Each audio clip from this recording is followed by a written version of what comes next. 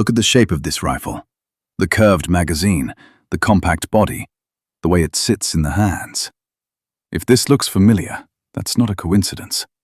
This weapon directly inspired the design of the most produced firearm in human history, the AK-47. This is the STG-44. And it didn't just introduce a new gun. It introduced an entirely new category of weapon that still defines how militaries around the world are armed today, the assault rifle. Later in this video, we're going to look at exactly how close this rifle came to never existing at all, because Hitler personally banned the project outright, and German engineers had to quietly deceive their own leadership just to keep developing it. It's one of the stranger bureaucratic workarounds of the entire war. But first, let's talk about the problem this rifle was actually trying to solve. By the early years of World War II, German infantry were stuck with a frustrating gap in their standard equipment. On one end, they had bolt-action rifles like the Karabiner 98K, accurate and powerful at long range, but slow to fire, requiring the shooter to manually cycle the bolt between every shot.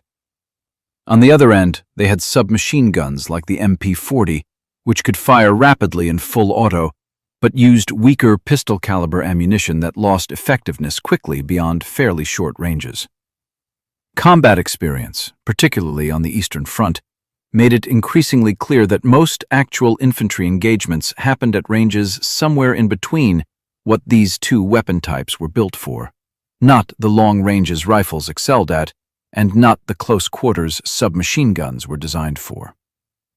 Soldiers needed something that combined a rifle's usable range with a submachine gun's rate of fire, without which was a genuine capability neither existing category could fully provide. German ordnance engineers had actually identified this gap and begun working on a solution years earlier, developing a new intermediate cartridge, smaller and lighter than a full rifle round, but considerably more powerful than a pistol round, specifically designed to bridge this exact gap.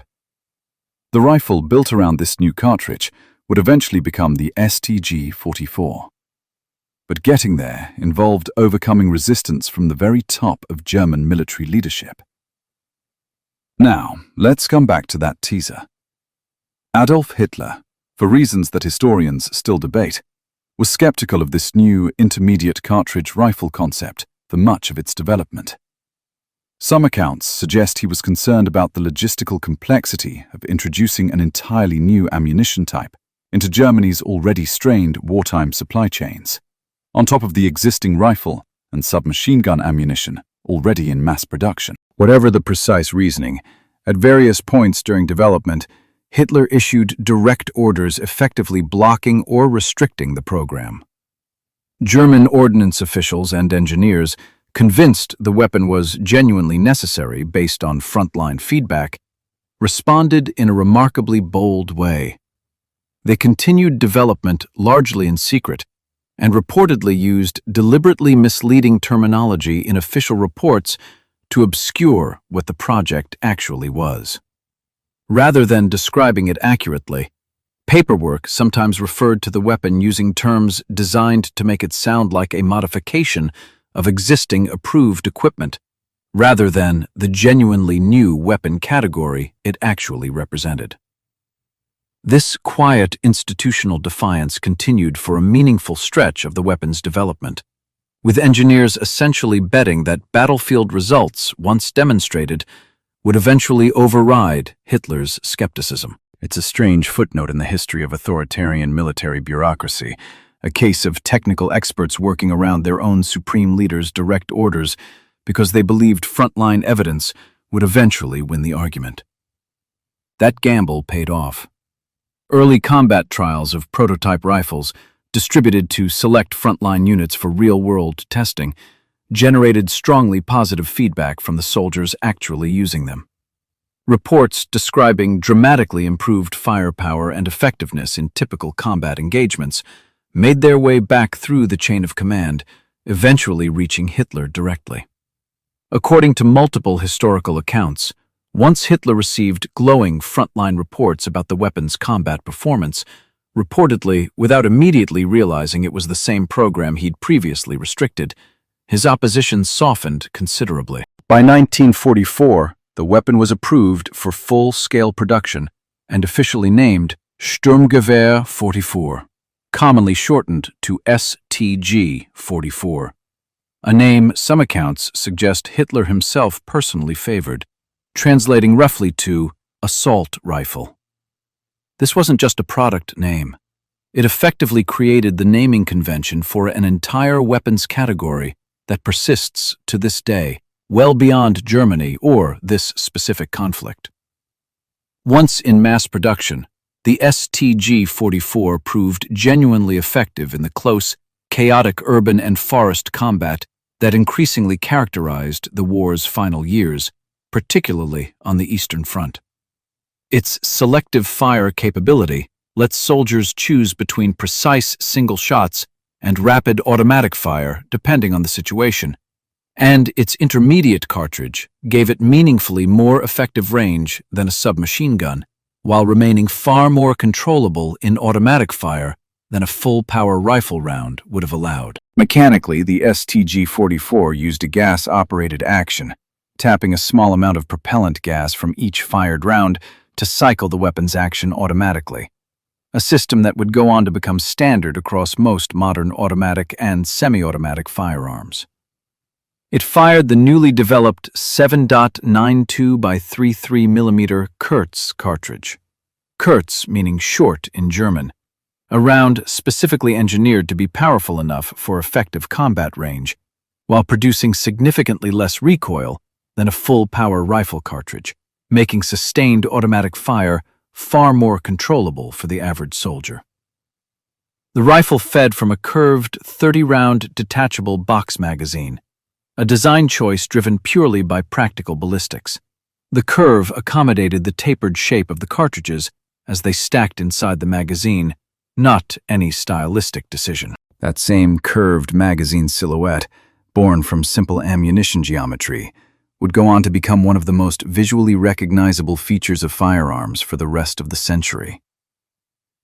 Production wasn't without real compromises, however.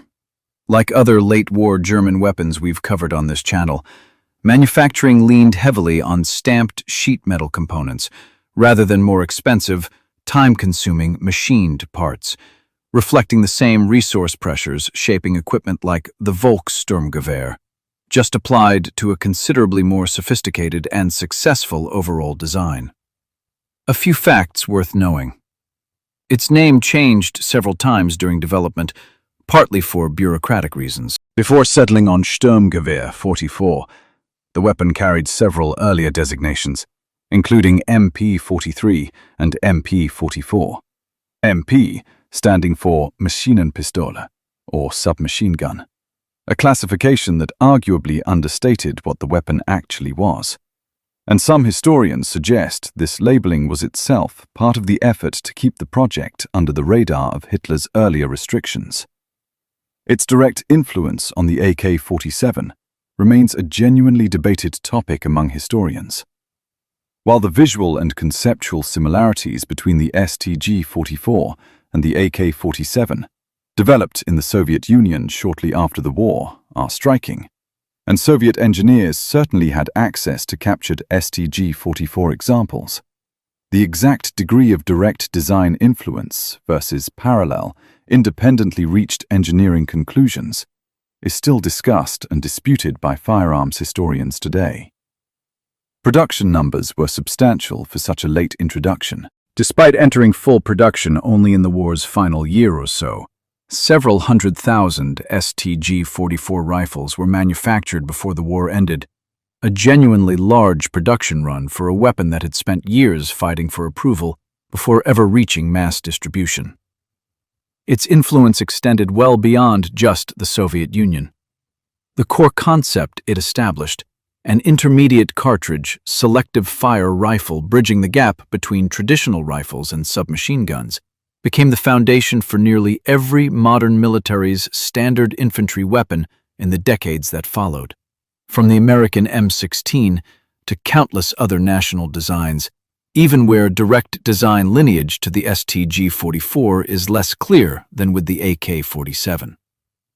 Unlike some of the more extreme or desperate late-war weapons we've covered on this channel, the STG-44 wasn't a case of brilliant engineering wasted by poor timing, nor a case of desperation producing something crude. It's a rare example of a late-war German weapon that was both genuinely well-designed and arrived with just enough time to demonstrate in real combat exactly why its underlying concept was correct. Its true significance isn't really about how many battles it won for Germany.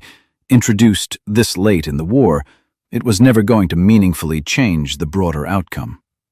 Its real significance is that it correctly identified and solved a genuine tactical gap that essentially every major military in the world would eventually recognize and address in their own infantry rifle designs, whether or not they directly borrowed from this specific weapon. Most of the weapons on this channel are interesting because of what happened to them, a battle they fought in, a flaw that doomed them, a decision that undermined their potential. The STG-44 is interesting for a different reason. The idea behind it simply turned out to be right, and it's still shaping how modern militaries think about infantry weapons more than 80 years later. It's a strange kind of legacy for a rifle that Hitler himself initially tried to shut down, quietly developed against direct orders, renamed to dodge scrutiny, and ultimately validated not by any grand strategic victory, but by the simple, unglamorous fact that soldiers using it in real combat kept saying it worked. If you want to see the weapon on the other side of this story, the one Soviet engineers built shortly after the war, drawing at least some inspiration from what they found here, let me know in the comments.